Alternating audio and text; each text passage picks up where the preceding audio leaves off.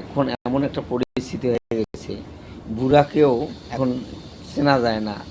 এখন বুড়া মহিলাকেও এখন চেনা যায় না। বুড়া মহিলাও এখন সোশ্যাল মিডিয়ায়, টিকটকে সব জায়গায় দেখি এখন খালি মেকআপ করা আর হলো ফিল্টার পরে ফুল চেংড়ি হয়ে যায়। এখন বয়স কত, এখন মারেক করাও আর মুসিবত। এখন বুড়া লোকগুলাও এরাও এখন ফিল্টার লেগে এখন এমনভাবে মানে ছেলে সাজে। এখন ভাই বয়স বয়স একবারে মানে আর কি বলি, একবারে বয়স মানে কমিয়ে ফেলে একদম মানে কচি ছেলে হয়ে যায়। এমন একটা সোশ্যাল মিডিয়ায় এসে গেছি আমরা।